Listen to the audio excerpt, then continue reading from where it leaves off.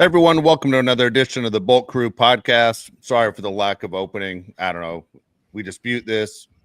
All of a sudden, we dispute it. They go, "You guys are right. We're sorry. Go ahead, play your opening, whatever you want." Hey, don't play the opening. Look, I don't want to tell you. We all like the opening, okay? It's not because Mario forgets to push the button. So I appreciate the fact that you guys are here for the show. You aren't here for the opening and then disconnect, I hope. So here's the deal. Like the show, subscribe to the show. Okay, here we are at the end of May, getting ready for the football season, getting excited. You've seen a lot of people sitting there saying, "Oh, this is the year for my team." We all know that who the pretenders are, right? Like when you're sitting there talking on the East Coast and I'm following what other people are saying about other teams, hey, don't be surprised. Trevor Lawrence finally figures it out. He doesn't. He's not going to figure it out. Enough of the Geno Smith talk. The Raiders aren't going to figure it out. You know, a lot of talk going on about Geno Smith and how great he is. Look, if you look up Geno Smith's career, Geno Smith is a guy that has been an underachiever. Yeah, he found a little bit of success in Seattle, not so much worried. But Josh, as we'll jump right into what's going on in this offseason, I think right now as we sit here on May 30th talking Charger football, that we're going, we like where the Chargers are right now and can't wait to see what this new roster looks like. I'm excited, man. I wish football started today. Like, obviously, May is the worst month, I think, for football because it's the least happening. I really wish the season started today. Baseball to me gets boring. And if your team's not in the NBA playoffs, it's also something I'm not going to watch. So without football, I feel kind of lost right now. If I'd ask you the question, which player are you most excited to see out of all the new players, what would be your answer? Okay, that's funny you say that because people will look at things for a couple different reasons. One, they'll look at players for success, and then they look at players for failure, right? So I'll just throw out there the rookie whose jersey has sold the most. That's Shedeur Sanders. His jersey sales are through the roof. Whether you want to believe that or not, or people in Cleveland are just dumb as rocks. But at the same time, you don't even know who the starting quarterback is going to be in Cleveland. They got a million of them. None of them are great.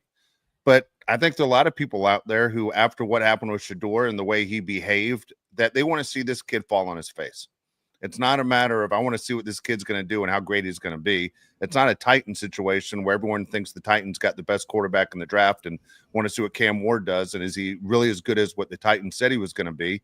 Or is it a situation where hey, I'm going to watch the Browns when I can because I want to see Shedeur fall on his face if he is the starting quarterback?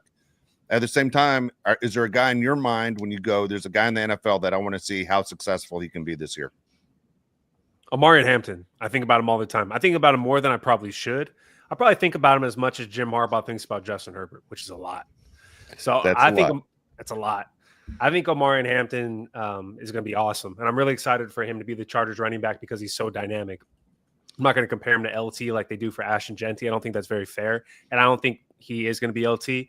But a guy that can catch the ball in this offense and run it, that's exciting. Because the last time the Chargers had a dynamic running back was maybe LT or maybe Melvin Gordon. Melvin Gordon had a time when he was pretty damn good.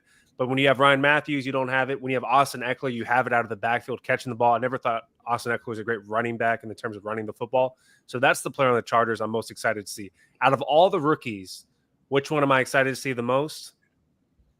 Probably Cam Ward, right? The number one player taken. But I'm not really excited about any other rookies besides Omarion Hampton. I could be so alone in this. I probably am, and that's completely fine. I am rooting really hard for Shedeur Sanders. Really hard. I want the guy to kind of like really dominate and be amazing and be like everything that he said he was going to be. I think that'd be kind of cool. It's a fine story. You know, he's taking his, humble meal right now, and he goes to Cleveland with a quarterback room that's, couldn't be bigger, and he dominates.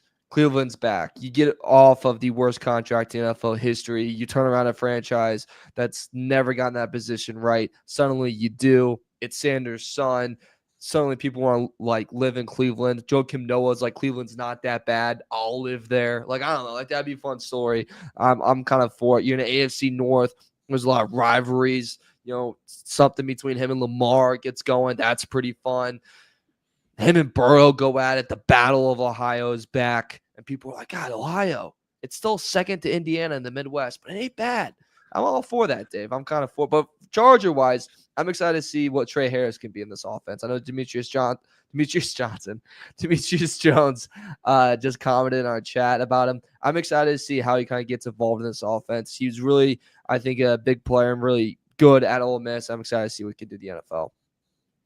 You know, it's funny, Josh, when you mentioned, well, I got a couple things on here. One is Shedeur Sanders. What is the fascination? Like, I'm kind of surprised you've taken that angle. I just love, I don't know. I think I like that everyone crapped on him.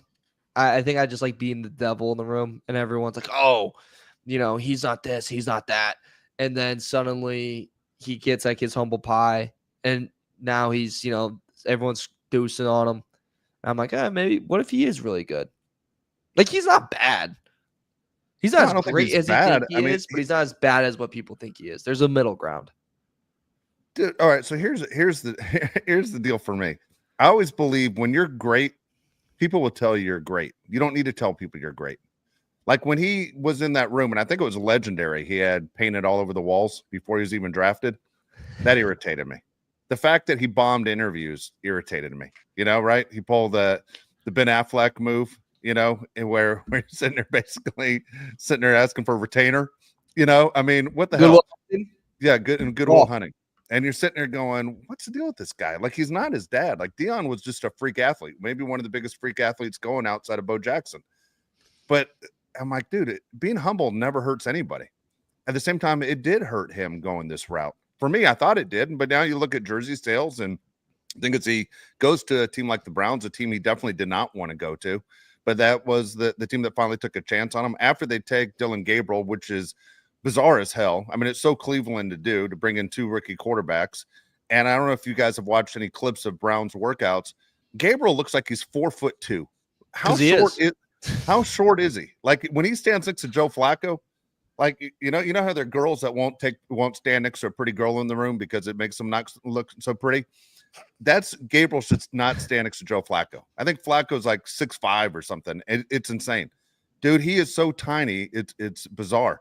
Anyway, Shedeur Sanders, I think I'm rooting for him to straight out fail. Like, I want to see him bomb and end up being a quarterback coach at Colorado. Not cheering for him. He's better than Dylan Gabriel. Like, that's one thing that kind of does bothers me. It bothers me that Dylan Gabriel is actually getting reps ahead of him because Dylan Gabriel is like the A.J. McCarron of this era where he's good in college, but he's not going to be an NFL quarterback. Shedeur Sanders was rumored to be the number 1 overall pick. Like, let's just stop the games here. I also think he's better than Kenny Pickett. He's probably better than Joe Flacco. So Shedeur Sanders ends up being the quarterback of the Browns. I wouldn't be surprised. I'm not the biggest fan of Shedeur Sanders. I think he talks a little bit too much for a quarterback, but I also don't hate his guts like Dave does. So I'll call myself in the middle here. I really don't care about Browns football. Also, even if he's really good, he's still the 3rd best quarterback in that division, and the Browns have 0 chance. Yeah. I mean, he's the best quarterback in that room for Cleveland, which isn't saying much, but like he probably is. All right, let me throw this out here, just completely off topic. Do you believe certain franchises are, and we might be one of them. Do you believe certain franchises are just jinxed, like with never a legitimate chance to be a consistent winner? Yeah. Yeah. Arizona Cardinals, Detroit Lions, Cleveland Browns. Bears. I'll throw Bears in there too. I mean, teams with the longest ownership. Every sport has them, right? Sacramento Kings, Clippers, every sport has them. Yeah. I mean, it's just what it is. I don't know. I think the Browns are that team. The Chargers at least have been to a Super Bowl. The Browns have never been to a Super Bowl. Like the Browns were really good before the Super Bowl era. And then once they came up with this idea for a Super Bowl combining the 2 leagues, that was the end of the Browns. It was over. Them and the Lions. Completely the best of the bed. You can't brag about going to a Super Bowl if you get your ass kicked. The Chargers made it, but they got destroyed. At least there's so very few teams that have made it. Like in baseball, the Padres and Mariners. They can't win jack. I mean, the Mariners have some pretty good players in their history, and yet they've never even been to a World Series. The Milwaukee Brewers have been to a World Series. Chargers are, for the most part, a very bad franchise. I'm really excited about next season. Overall, the Chargers have been a huge disappointment as a franchise. Let's call it what it is. B. Hannon says Jets. The one thing the Jets have is, and look, this is before I was even born, is Joe Namath guaranteeing a goddamn win. Guaranteeing a win. First guy to ever do it. Walking off the field with that number 1 up in there after the Jets knocked off the powerful Colts. Joe Namath's career stats are garbage. Look him up. But that goddamn 1 win made that guy a hero. King of the NFL forever. Dude, and Babe Ruth called a shot too. That worked. Yeah. Jets are terrible. Numbers. Dude, if it wasn't for Nate Kading, the Jets would be even worse. The Jets are terrible. Mark Sanchez. Yep. all that crap. But the Jets, ever since Mark Sanchez, the good defense days, which was a long time ago, they've been terrible. And they talk like they're the Dallas Cowboys. The New York Jets are on like the cusp of being the Dallas Cowboys in terms of how much hype they get every offseason. It is insane. And they suck every year. Because all these national media members, they all love the Jets. Like they all went to Syracuse. Hey, boy, Mike Greenberg. Yeah, I know. They're all over the place. Doesn't matter what network. They've all Jets fans. Idiots. I mean, I wouldn't mind the Jets being good. No. Now that Rodgers is gone. Is gone. Oh yeah, I'm all for that. Yeah, but the Jets fan base is really annoying. Like really annoying. Yeah. But I was trying to even think, like, remember when Giants did their Super Bowl runs, I don't remember them being unlikable. Dude, because the Giants fall under the same category as like the Yankees and like the Knicks. Like they're the first-rate team in New York. And then you have the Jets, the Nets, the Mets, who are like the second team in New York. Am I wrong about that? No, here's the deal. From what I understand, the Giants, some people can have opinions on this. The Giants are the white-collar people, and the Jets are the blue-collar people. Do you understand? The Knicks and Rangers are white-collar, and the whatchamacallit, the Mets, the Jets, the Nets, those are blue collars. You know, that's how they break. They're the lesser team, so we're saying the same thing. Basically, the little brothers. No, the people who have money are Giants fans. Here's the reason why the Giants get a pass. Yes. All right, is the Giants weren't supposed to win any of the Super Bowls they won. Every one they won, they weren't supposed to win. When they beat John Elway for the first time, you guys weren't alive, but I was in high school living in LA, and that game was in Pasadena. The Broncos were the team that was supposed to win that game. All of a sudden, Phil Simms has like a perfect first half with Phil McConkey and those guys, and they win. And then all of a sudden, they're playing the powerful Buffalo Bills, and the Bills miss that crazy field goal. At the end of the game, they win like 20-19. Then the Bills play the Patriots twice. Shouldn't have won either one of those games. So it wasn't like the Giants were ever a dynasty team. We're like, oh, man, the mighty Giants. It was never that way. Every one of their Super Bowl wins, they weren't expected to win any of those games. So it's hard, I think, hate those guys. But overall, the Giants fan base is a lot more likable than the Jets fan base. That's a fact. I think you're right. They're annoying. They're annoying human beings. Knicks fans are pretty annoying though too. We're not going to talk basketball. Okay. I'm at war with New York. Okay, I got something to say right now. Yeah, I'm at war with New York Knicks fans. We're on the battlefront. We're on the Western Front, and it's not quiet. It's loud. Stuff's flying around. I can't stand these New York Knicks fans. First off, you're an organization that claims you're this basketball mecca, and you're not. You are nothing. You had one title with Bernard King and plumbers in the league. You suck. Every time they didn't win with Bernard King. Bernard King never won. What, Walt Frazier? Yeah, Walt Frazier, Willis Reed. That was 1973. I was 2 years old. Thank you for proving my point. Moving on. Yeah. That's the last time they won. They didn't win jack with Bernard King. 90s. Anytime you faced the big fellas, you got stomped on. You had to wait until Jordan was gone before you even could make it that far to the NBA Finals, and then you got your ass kicked. You're an embarrassment. Anytime you had a little bit of hype, Melo sucked for you. Congratulations. The boy came home, and boy, did he do nothing.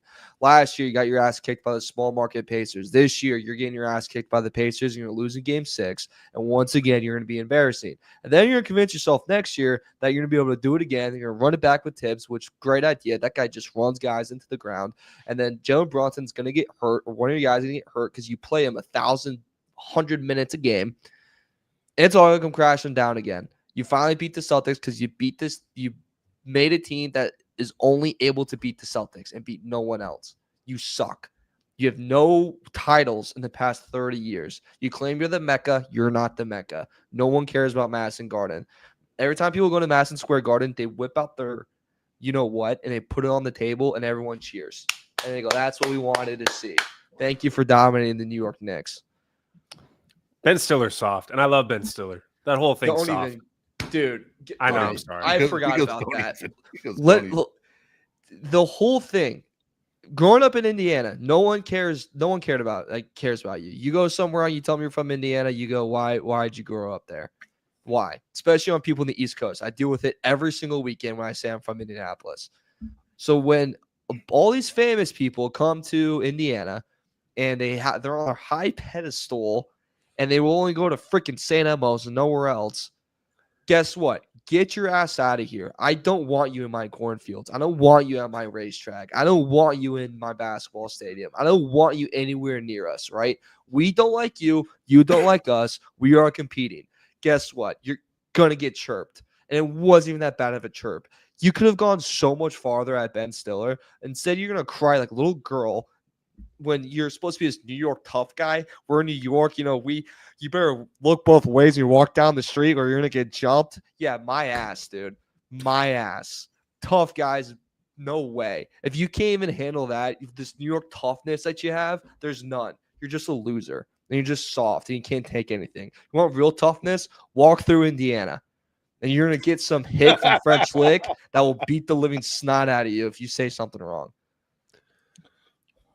What did Zach Randolph say from Indiana? Where I come from, bullies get bullied. Trust me, where he's from, I've been there. He ain't wrong, dude. He ain't wrong. That was good. Man, we went right off the rails. Yeah, anyways, who's more pressure than Justin Herbert this year? Got 8 names written down. All right, let's go.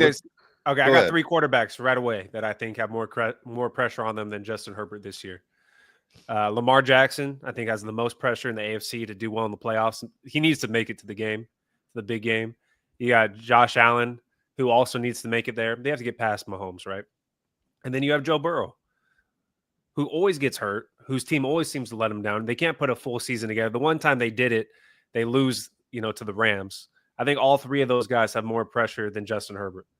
How many of those guys do I think are more talented than Justin Herbert? 0. I think Justin Herbert might be the most talented quarterback in the NFL, but I think those 3 guys have more pressure. I think mine are that's a good list. I'll give you 3 right here, and I'll go in a different direction even.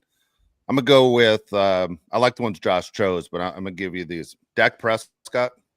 All right, because I'm talking Cowboys. Dak, highest paid guy in the NFL. I'm going to go Brock Purdy because the question was, does he deserve big-time money? Is he a legitimate quarterback? They decided to give it to him. 49er fan base is insane. A lot of people think who aren't, from California don't realize what the 49er fan base is, but it's a lot. And Jared Goff, you got maybe the most talented roster on your goddamn team. You're a veteran. You've been in this league a long time. When are you going to take the next step? Jared Goff's a good one. I think Purdy is a fantastic one because the outrage that there was when he got extended was kind of nuts to me. Where people are like, oh, he doesn't deserve it. Trade him. It's like, dude, this guy was an MVP convo like 2 years ago. Hey, what happened to Tua? He just fell out? It's just like nobody even talks about him anymore? I didn't. So even doing this exercise, like Tua didn't even come across my mind because I think Tua's not even in his like stratosphere anymore. You know what I mean? I got an opinion on Tua. I think when he came out with his political opinion, which we're not going to talk about that part, I think everything changed. I think he went from a very likable guy for some people to not as likable. Dave always says you never make your political opinion known because 50% of the people out there are going to hate you. And I think that's what happened.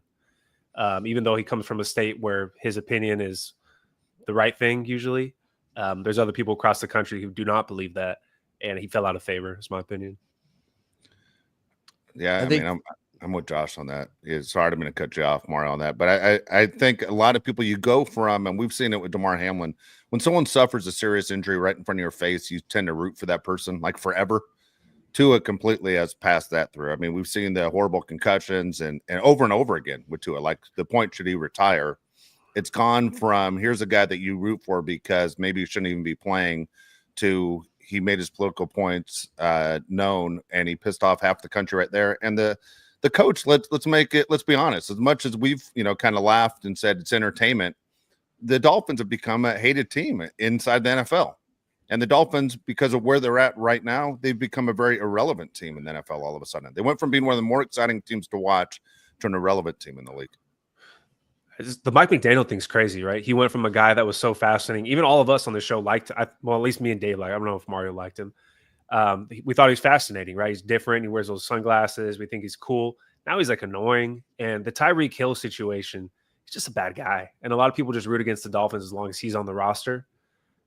Dolphins, became a hated team. They became a team that everybody liked 2 seasons ago, except for Charger fans, to a team that most people hate.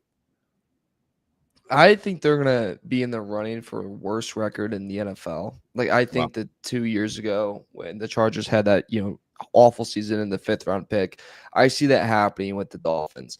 They have this rumor they're going to trade one of their best offensive weapons to the Pittsburgh Steelers. They have Tyreek Hill, who just seems like he's a ticking time bomb on and off the field of what's going to happen with him.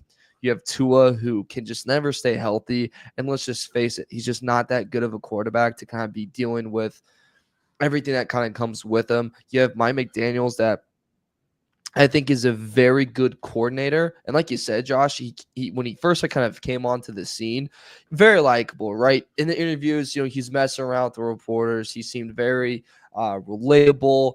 His offense, guys were stealing stuff of what he was doing because it was so creative and smart and good. But the fact of the matter is, Dave, I think he was just missing like a little bit of an edge. And you kind of see that in this Dolphins team where they just fall apart mentally pretty quickly. So I wouldn't be surprised if, they come in with a little bit of hype this year, but it just slowly starts falling apart and they end up with a top 3 pick. That's how I see the direction going for the Miami Dolphins. I think it's going to be a tough one. But I want to talk about one quarterback you also mentioned, though, that has more pressure than Herbert. I think Jared Goff is going into a season where it is really the boys on the line. I mean, losing both coordinators. This offensive genius and Ben Johnson's gone. And he's also in your division you face twice a year. You have all these weapons in this Super Bowl ready team, but you're also the same quarterback that Sean McVay benched before he traded your ass and then went and won a Super Bowl. There's a lot on him, right? And he's getting paid big money. I mean, there's a chance that he goes back into his old ways and he kind of falls apart. And Detroit has this tight window to win a title, maybe do something. And if they miss this window, I think we'll look back and we'll blame one guy and one guy only. And sadly, it's going to be Jared Goff. It's funny is everyone knows the trade, and the Lions built that roster up like crazy. People always will put on Instagram who won the trade, and they'll put Stafford on one side and everyone the Lions got in that trade. Well, look, the Rams got a Super Bowl championship to show for it. So the Rams we don't regret anything. If you're the Lions, you're like, look at our roster, how great it is. Dude, unless you get to a Super Bowl and win it, you haven't won that trade. You haven't. If you take Stafford right now and put him on the Lions this year, I think every one of us would pick the Lions to win the NFC, running away. Like, you have more faith in Stafford than Goff. I just don't know if Goff's that guy. He's been in the league like 10 years. Remember, Goff and Dak Prescott came in the league at the same time. One was the first overall pick in the draft, and one was a 4th round draft pick. And then remember, Carson Wentz was number 2, and he went to hell. But at the same time, when you look at the Lions, they are considered an underachieving team. Mario's absolutely right. Losing your 2 coordinators, there's a lot of pressure on Dan Campbell. Hey, how good of a coach are you? Are you a coach or are you just a motivator? Because from what I say, I think he's a motivator. Now, it's not like he didn't hire an offensive coach and a defensive coordinator, but at the same time, man, the time is now for those guys. I saw Mike G wrote on the side, what about Trevor Lawrence? Dude, I hate to say it, the Jaguars are irrelevant. Do you guys remember how that whole thing went down? The Jets were supposed to get the number 1 pick. Shocker, the Jets effed it up right at the end, and it fell to the Jags. Imagine if Trevor Lawrence was in New York. Dude, he would have been run out of town a long time ago. And the Jags 2 years ago probably should have traded him to another team, realizing he's never going to be the guy that turns the table. He's never going to be the guy that becomes the person we all thought he was going to be. I think we all thought, at least I'll tell you right now, I did. I'm not going to speak for you two. I thought Trevor Lawrence was Andrew Luck, like can't miss.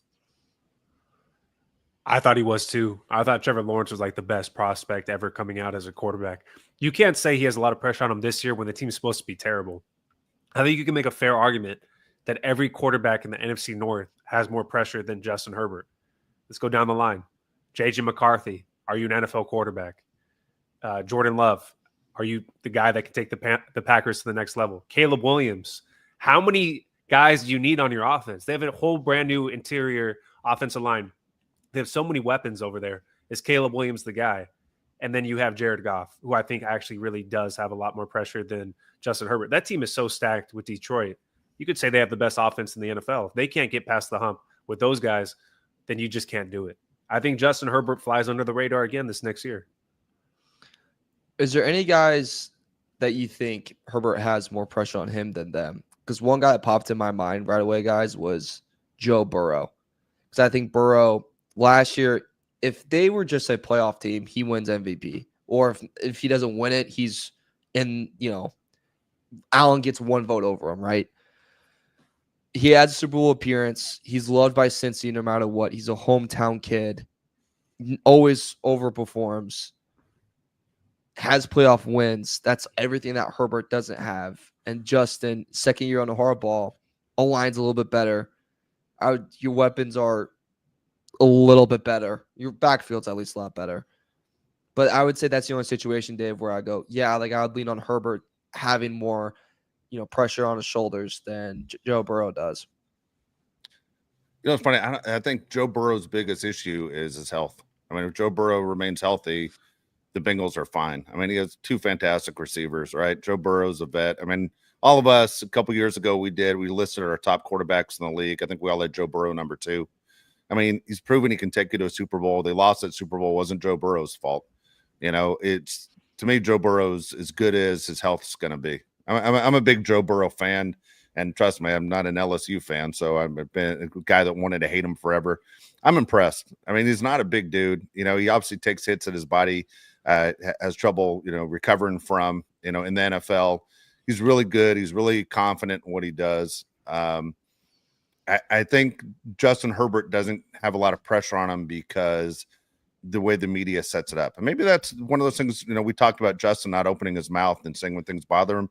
Maybe that's how Justin protects himself also from the media of, hey, I'm just playing the game. You aren't going to hear me say good or bad things one way or another. I'm going to be super quiet and play for a team that I think will, turn the tables as me at the helm. But that's maybe one of the reasons, and let's be honest, it looks that way, that Jim Harbaugh was brought in to take any negative shots that were going to come his way. Jim Harbaugh is going to take every one of them. How could Justin Herbert be under a lot of pressure, though, if there's no other option? Like, there's no other option. Let's say Justin Herbert doesn't do well in the playoffs next season. Yeah, he's going to be the quarterback the year after that. It's not like they're going to draft somebody. With other cities, you get way more pressure. If he was on the New York Giants, right, he'd be all in the newspaper. I don't know newspapers exist anymore. He'd be all over Twitter. Is he the quarterback for the Giants in the future, right? With the Chargers, it's like, oh, better luck next year. So I just don't think he has a ton of pressure just because of the team that he's on.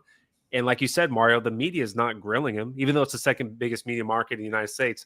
They're not going to grill Justin Herbert and say the Chargers need to draft somebody because they know there's nobody in the draft that's going to be better than him. And no one's going, that's the asshole that put Easton Stick out of a job. No one's saying that, Dude, if Justin Herbert played in New York, Mario, tell me, since you got New York on the mind right now with basketball, if Justin Herbert played in New York, you aren't telling me his jersey is not the number one selling jersey in the NFL? Oh, my God, it would be. Yeah. I mean, there'd be constant. It'd be anytime there's a dry day in the summer, like Yankees are just too good right now. You can't really talk about it, and Mets are just metting. The conversation would be around, is Justin Herbert, good enough to win a Super Bowl, right? Like that would just be the conversation that always happened in New York, where you have to fill, a 24-hour news cycle, and that's just the way it goes sometimes. But he would be, he'd be on every commercial. He'd be, even like if he was a Dallas Cowboys quarterback, man, look how many commercials Dak did for like when he first came onto the league. It's like, dude, I'm all in the toilet and I look down the toilet and I see somehow you're in there with some type of sponsorship. Like he was everywhere. I just think Justin Herbert flies under the radar being on the Chargers. I think more than half the teams in the NFL, they'd be grilling him if he was doing this on their team. Yep. Anyway, it's as we get closer, and this is how the NFL schedule goes, as most people know, you guys follow it, is, coming up for the next 6 weeks is going to be a major shutdown. This is when executives finally get a chance to go on vacation. This is where coaches go on vacation. This is Jim Harbaugh parks the RV, in the beach parking lot with Roman, and they talk about whatever. And then all of a sudden they come back and we're all going for real in 6 weeks. It speeds up fast. I was thinking about this the other day, going, how long have we been without an NFL game since the last one? And go, man, I'm ready for the NFL. Josh says the baseball season gets a little bit long. The NBA, sorry, Mario's not a Laker fan, but look, once the Lakers went out, ratings went right down the toilet. Celtics are out, right down the toilet. Yeah, definitely did. Dude, nobody's watching. Nobody's watching.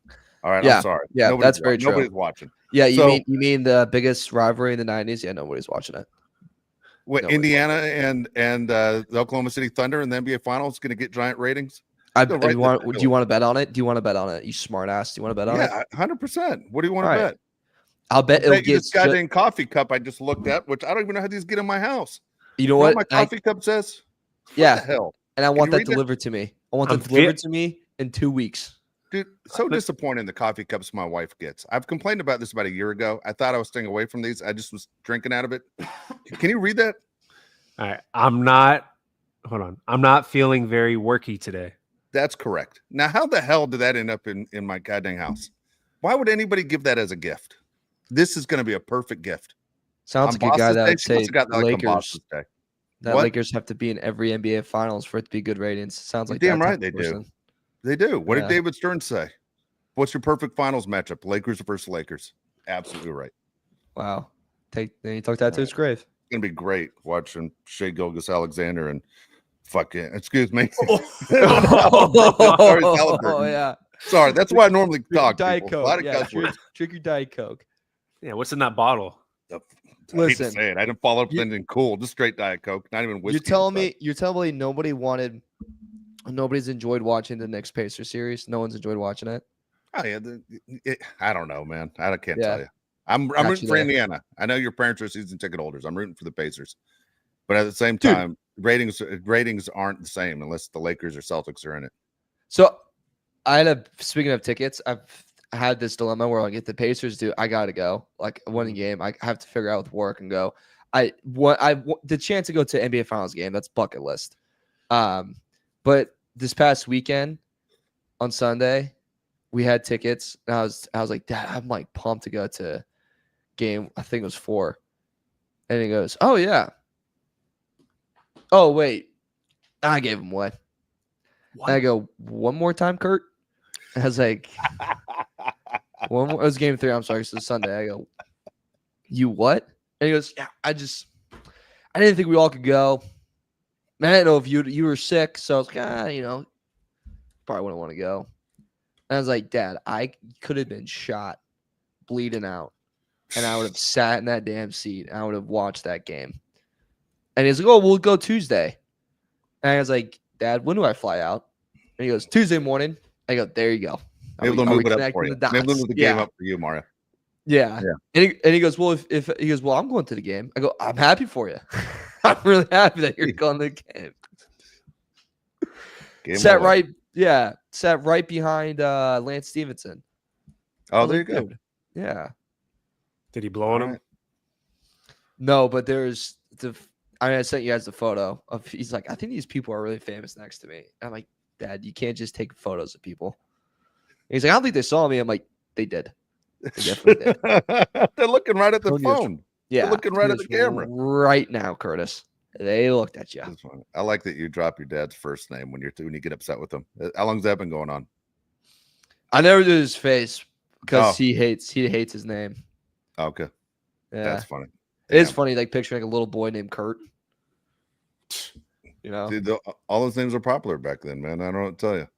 I don't tell you, man. That's all those things were the way to go. Like you don't see kids named Steve anymore, or you know what I mean. You don't see Dave. Yeah. No one's doing that anymore. Hey, I want to mention this real quick because this is good news, I thought, for the Chargers. So they listed PFF listed the top tackles in the NFL. And we like our tackles on this offensive line. We don't like our interior offensive line, but we like our tackles. What do you think they think about our guys? What they think or what we think? No, what do they think? Who's ranked higher, Alt or Slater for them? Alt. They'll put Alt, I'm guessing, but I think Slater's better right now. Okay, Slater is ranked number 3. Out of all the tackles in the NFL, he's the 3rd highest ranked tackle in the league. Okay, that's good. Wow. Yeah. All right. I mean, not bad, right? I mean, dude, he's listed ahead of Sewell of the Lions. Okay, who's number 6. He's listed ahead of Lane Johnson. 5. He's not better. He's not better than Penei Sewell. He's listed ahead of Trent Williams. Okay. Right now he is, yeah. Yeah, I mean, so some of these, man, I'm pretty impressed. Larry Tunsil, some of the big names, number 8. Okay. And then you have Alt, who's in here as well at, I believe he's number 16. He's number 16. Joe Alt is the 16th best. But my point is that's pretty good as far as if that's your goal as a Chargers front office to get this line intact, to number 1, protect your quarterback. Also, dominate the run. That pretty good start right there, And once Slater's contract's taken care of and people, are very concerned. One thing is you don't hear Slater concerned. Like we've talked about this before, that there's a lot of rumors out there. The Slater's waiting for the divorce to be final before he signs that next contract, so she doesn't get half of it. So whatever the case is, as long as he's not the one complaining or saying I'm a no-show, all that stuff, and they better figure this out. He hasn't become a huge distraction. It's not one of those. But you're doing exactly what you plan on doing when you made the move to say we're going to take Alta Asa. Who's number 1 and 2 on the list? Do you want to guess? Tristan Wirfs. Tristan Wirfs is number 2. Okay. Who's number 1? So I just went off the wrong page. Hold on, I got to go find it now. God dang it! I just jumped to tight ends. Hold on. Oh jeez. Good Lord. Guess what? Chargers do not have a highly ranked tight end. A shocker. All right, didn't mean spoiling. Breaking news. Say you guys wanted to look that one up. It's not. It's not there. It's Jordan Mailata from the Eagles. Checks out. Okay, Tristan Wirfs is number 2. Okay, I don't think Joe Walt's the 16th best tackle. I also don't think Rashawn Slater is number 3. I think Penei Sewell should be in the top 3. He's awesome. But Rashawn Slater is also awesome. Joe Walt's really good. Who is his attorney, by the way? Is it Saul Goodman? Why is this taking so long?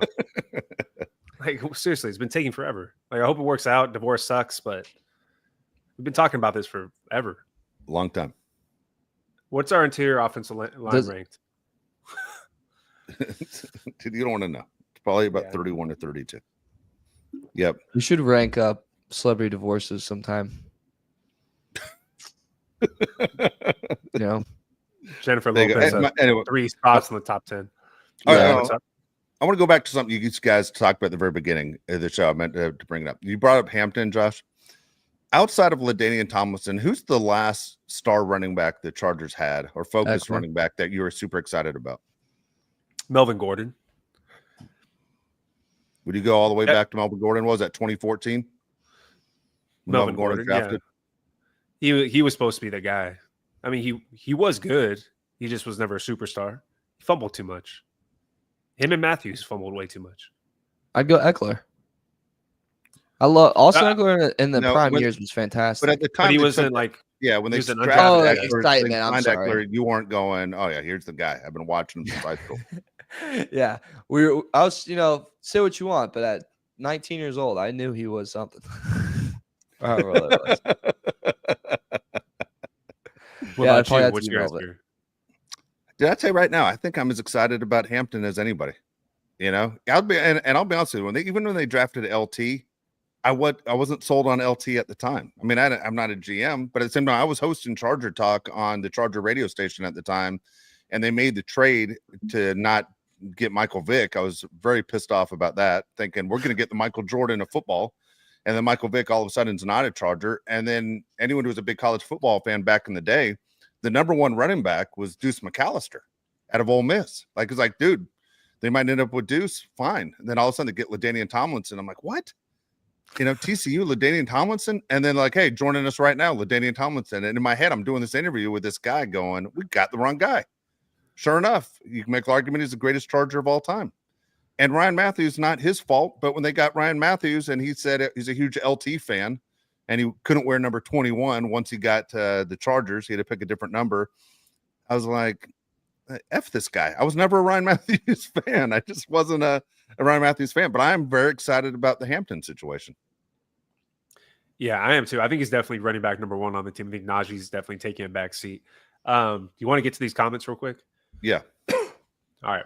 We're going to kick it off with AK499. He says, I want to start the chat with this, Uncle Dave. I hope you still love me and are not mad at me. We stole the Wednesday afternoon game. We need it. Laugh out loud. I don't know what he's saying. Number 1, I'm never mad at you, AK. If I come off angry at you, it's I'm not. Trust me. I don't understand. What did I miss on this Wednesday afternoon game? Is he talking about Cleveland? The Guardians knocking off the Dodgers? Yeah, I think so. Okay. Yeah, no, I am mad about that. Still not over that. He followed it up with another question. 999. He says, I have a great question to ask. Both situations are the same. tie game under 5 minutes left to attempt 50-yard plus field goal, or get a stop on 4th and 5. I want to start with my Uncle Dave, please. Wait, I wonder if it's left to go. He says you put the pressure on the kicker to make a long kick, or on your defense to get a stop. I don't think 50 yards is even a long kick in the NFL anymore. Like everything seems automatic. Man, and in my head, I was thinking you should get a 4th and 5. You should have a 4th and 5 play ready to go. I guess you put the pressure on the defense. Yeah, you always have something for 4th and like 5 yards. You got a lot to make there, but I guess in our situation, go field goal. Dick of the kicker, baby. I'm going field goal as well, just because we don't have an elite tight end. If you have elite tight end, 4th and 5 always seems like a tight end situation to me. 5 minutes is a lot of time left in the game, by the way. Yeah, that's a ton of time. That's 45 minutes. That can literally be 45 minutes in real time with timeouts and stoppages and stuff like that. All right. What does that say, Mario? Mario's toupee is fire. RN for life. Not gonna say what that means. And let's go heels with I don't know what that means. It just says A. Oh, A. Go heels. All right, number one, let me answer this first, Mario. Mario does not have a toupee. He has fantastic hair. Like, I think we're all jealous of Mario's hair. 2, nobody would sell a toupee that looks like that. And 3, for some reason, my thing right now, I don't know what it is. I don't know one person that lives in North Carolina. But, dude, I have my Redfin set up where I get houses sent to me every day for Chapel Hill. Like, I want to live in Chapel Hill. But I don't know anyone that lives there that I can move there and hang out with. That's my only issue. Chapel Hill's a cool city. I have a buddy that's moving to South Carolina. Night and day. And, yeah. Which part? Charleston's nice. Charleston. Nice. It's literally Charleston. Yeah, I'm just saying people are night and day. Charleston's cool. Yeah, people are different, but Charleston's a great city. Apparently, according to this podcast I listened to, that's who I gave my what's up and coming. They said North Carolina is the up and coming state. It's a nice state. That's all I got for you. Yeah, it's a good state. Go Heels. B Hannon, $5 says favorite Asian cuisine, Pan Express, Japanese food. What do you guys got? No, Pan Express is Chinese food, right? Chinese food. Yeah, it's Chinese. Yeah, my bad. I like Pan Express. Chinese. What about sushi? Japanese food's good too. Yeah, I was gonna go sushi. A little sushi manouche. Talk to me. There's a really good North Korean spot next to my parents' house, but besides that, do you get that joke at all, Mario? Oh, North Korean. Yeah. I'm with you. I was seeing there for a second, dude. There was a couple weekends ago. Dude, fellas. Sorry. Remind me to tell you something after your story about the B Hannon's question. Go ahead. We were just out late and we were just walking by like this Korean barbecue place. I've never had Korean barbecue before, and we went in there probably a little too loud, a little too much to drink, and I'm like just throwing down Sapporo's, whatever they're called, and I had these Korean wings that were the most. They gave me gloves. Really? I think I said I'm from Indiana. I don't need no goddamn gloves. I was like joking, but I said it like that. I was like, "What?" I'm like, "Dude, I'm messing around. I don't need no gloves." And dude, they were the most phenomenal wings I've ever had in my life. Wow, that's all I got for you. But dude, I went and had wings yesterday, and the lady who was our waitress, she was Asian, and she goes, "What kind of sauce do you want?" And he ordered it was called Asian sauce. And then she just took the order and walked away. And then he looked at me and goes like, "Was that wrong?" I was like, "What?" And then he thought he completely did something racist. I go, "I don't think it was wrong. It was on the menu." And he goes, I don't know. I think I got to go. And he was like getting his keys to walk out on me. I'm like, "Dude, you ain't going anywhere. I'm going to be stuck with your order and my order. We aren't going anywhere. You're going to sit there and take it." She didn't get upset, but he was so paranoid that he did something racist by ordering Asian sauce. If that's the name, I mean, I don't know why they would just name it Asian sauce. They just got lucky. I mean, lazy. Yeah. Asian sauce. What's that about? There's one time I went to this, I think it was Korean restaurant. Maybe it's Korean. No, Vietnamese. and I didn't know like how light the portions were. And the girl I was with was just like, "This is my favorite place. I know exactly what to get." And I was like, "All right, whatever." But like, dude, the portions were like the tiniest thing ever. Like, yeah, that's $55. And I was like, dude, I'm like, then I think I need another drink because I'm like not even full right now. Like, kick me in the nuts too, I guess. Like, what's going on? Do you look up a restaurant before you go in to see how much money you're going to end up spending, like to get an idea? No, that one I didn't because it was like after we went somewhere else and she was just like, "Oh, let's go here. That's my favorite spot." And like, they're like, "Oh, it's like a clubby place after." So I was like, "Oh, that's fine. Like, just get a bite to eat and like, I guess drink there for us tonight." But then the like food, I was just like, I don't even know what I'm reading. Like, I don't know what any of this food is. They had no pictures. I'm like, so now I gotta look this thing up and figure out what the hell's going on here. Dude, by the way, that is an underrated move. Restaurants should always have pictures on the menu. Have to. Like Denny's figured it out a long time ago. put pictures on. Yeah, you know what I mean? Or you got to eat with a foodie or somebody all the time. My wife's always good at that. Where I'm like, what am I ordering? Like that's one of the best things about being married. Like she can decipher any menu. Like, what is it? Do you just do? I always try to do. Hey, what's the most popular thing? They tell me, I'm like, it's a good one. Hit me with the big guy. Come on now. All right, we got another one from Ask a Bum, $2. Says Alan, by far, expectations are low for SD. I don't understand. What's SD? Am I missing something? San Diego Chargers, I think he's thinking. Expectations are low? South Dakota? Yeah. How are the expectations low for the Chargers? They're a top 10 team in the NFL. We're a top 10 team. They're not low. I just think other guys have higher. Is there a ton of pressure on Josh Allen? Yes. Yeah, right. I mean, he has to beat Mahomes in the playoffs at some point. I mean, how many times is he going to beat him during the regular season, then lose in the postseason? See this all the time with Josh Allen. It's basically the story of his career. It's the biggest quarterback rivalry in the NFL right now. It's Allen versus Mahomes, right? Yeah. Lamar Jackson's like, what about me? But you're right. It is. Yeah, Lamar's not in there yet. He can never make it to the AFC Championship. AK. My early predictions: Dodgers versus Padres, NLCS, Tigers versus Guardians, ALCS, Dodgers versus Guardians, World Series. Uncle Dave, can we make a $300 bet on the series? Dude, we 100% can do that if the Guardians show up. If the Guardians show up, there's a better chance my team makes it there. But if the Guardians show up, we can do that. Watch out for my Cubbies.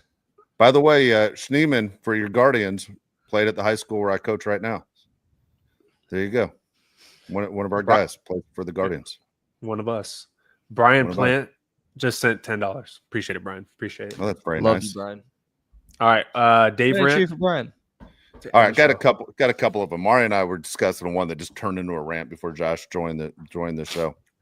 Is what we're talking about the Denzel Washington series first, Mario? Right? We're talking about vengeance movies. What the hell's the goddamn movie? The Denzel Washington movie. Series? Equalizer. Equalizer. Yeah. And we're like, by the way, which is one of my favorite scenes in Wolf of Wall Street, where his dad's watching the Equalizer TV show and the phone rings and he answers the phone with the English accent just out of nowhere. And his wife's yelling, "You're missing it. You're missing it. What happened?" And he starts cussing his head off. So it's back in the day, you couldn't pause the TV, which is hilarious. Anyway, the Equalizer, I love revenge movies, except for John Wick. Anyone who's watching John Wick films, you guys are out of your mind. Number one, they're way too long. Way too many shots. And way too many shots are fired where he never gets hit. I mean, there's supposed to be professional snipers from around the world trying to kill one guy, and yet he never gets hit, And then they show him on TV nonstop where he's going around the loop and he's driving the car backwards and the window's out, and he's shooting lefty because he has to shoot lefty now, but he still hits every target. Like, what the hell? And I never understand, by the way, in real life, when I watch these crazy videos, because I follow crazy stuff on Twitter, is anyone that gets into a shootout with a cop. Like, cops literally train to shoot all the time. It's amazing how you always miss the cops, but they hit you every time because that's what they do. That's what they practice at. So what the hell's going on here? Don't shoot at somebody who's a trained professional shooter. I never understood that. You ever shoot a gun? I'm not a gun guy. But you ever shoot a gun, Mario, how hard it is to actually be a good shot? Dude, I hate to break to you, but I won $100 last time. So I was Shooting a gun? Wicked it, dude. Yeah. Just clipping targets. Were we at the fair? No. Were they balloons?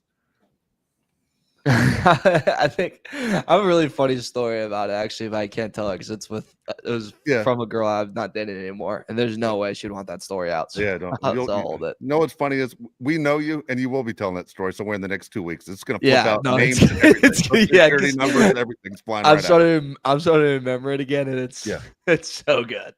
All right, here we go. My last one didn't make me laugh. I don't know. You guys have Josh just got married. But there are guys, friends of mine, who've been married a while, and they always seem to get in the fight. Every guy I know has done this move where they don't sleep in their bed. They're making a statement. I'm going to go downstairs. I'm going to sleep on the couch, which I always think is the worst move. I'm like, why? Why would you do that? And then they go and they sleep on the couch. And then I go, how did it work out for you in the morning when you had to go into your own room to take a shower or get the clothes you need to wear the next day? Like the walk of shame of having to go back into your bedroom after you made your statement that you're going to sleep on the couch. You don't need her to fall asleep next to, so you can survive on your own on the couch. It's not like you went and slept in the backyard. You slept on the couch inside your house, you know. But now you're going to go, well, I need clothes for the next morning. I got to brush my teeth. I got to shower. And I'm like, you never win those, but you act like a real tough guy 7 hours earlier by making a statement on the couch. And I always laugh when they tell me, man, I slept on the couch last night.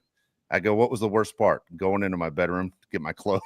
I was like, yeah, dude, that's the way it always goes, stupid. Never give up. Don't give up the bed. She wants to go sleep on the couch. Let her go sleep on the goddamn couch. And then lock the door behind her. Let me ask you a question. What's your opinion on people that do staycations? Okay. Ooh, good question. I'm not a fan. It's dumb. I think it's lazy as hell.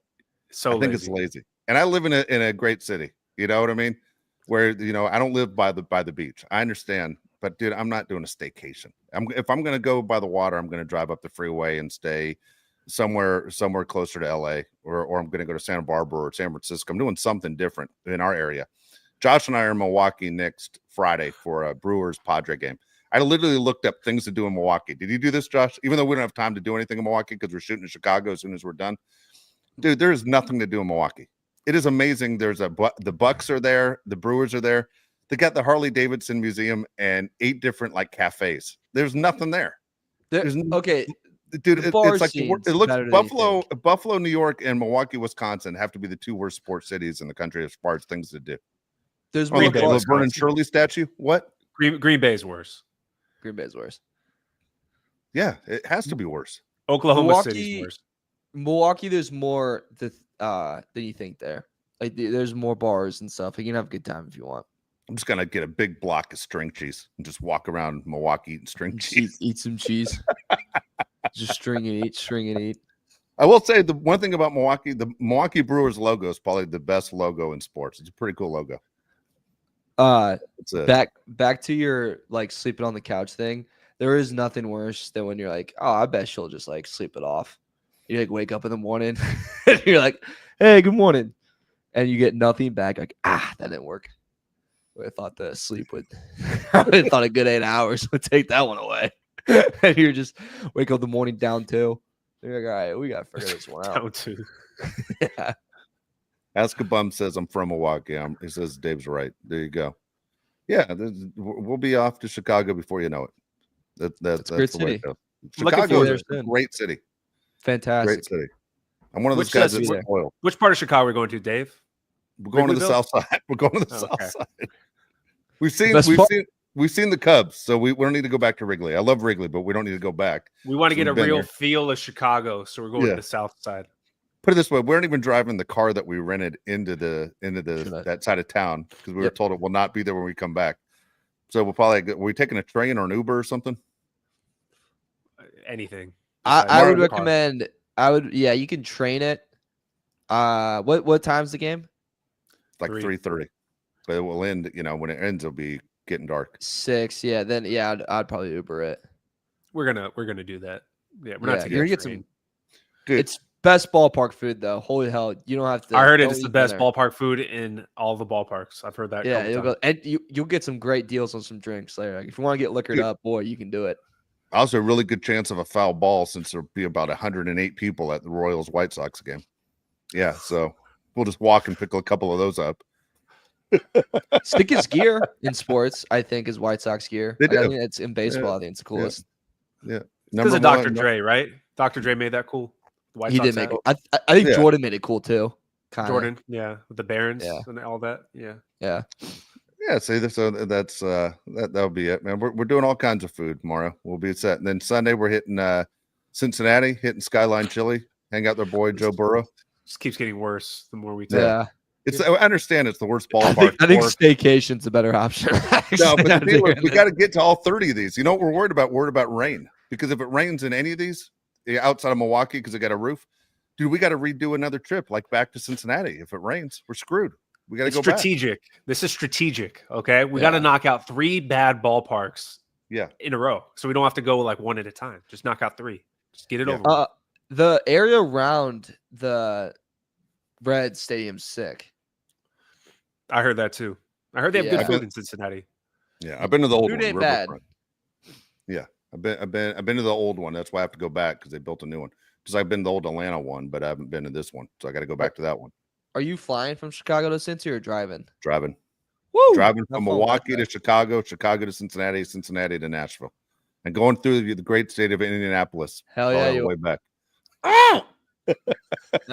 Ben Stiller isn't that much.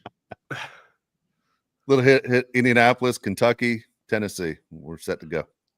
You'd stop in Indianapolis. Yeah, we'll stop. We'll go to St. Elmo. Say what's up to John Mellencamp. Ask a bum. $2 says Milwaukee is the most boring big city in America. I don't think it's considered a big city. Is it considered a big city? I don't know how they honestly. Mario, you explain to me, how does Milwaukee not have hockey? They already I mean, right? Isn't hockey big there? Hockey's huge there, but Askelbaum, I think, is being a little too harsh. And actually, let me take this back. They make up for it though with the hot chicks. So if you're from like that city, like I'm gonna compare it to Indianapolis. Like if you're from Indianapolis, you're like, dude, you gotta get the hell out of there. But if you like don't want a big feel, like if you don't want like a big city feel, and you want like something that feels like a little more home, but like you still want to be in a city, those spots are like the perfect spots. You know what I mean? Does that make sense? And it totally makes sense. It totally makes sense. Yeah. Sorry, I'm looking up the Milwaukee. You know that? There's only population. 500,000 people. 31st biggest city in the United States. Is Milwaukee? Yeah, 16. 500,000 people. That's nuts. Yeah. San Diego has 3 million. We have one team. It's cheap as hell there. So no anything you buy, you're gonna get a good deal on. Great.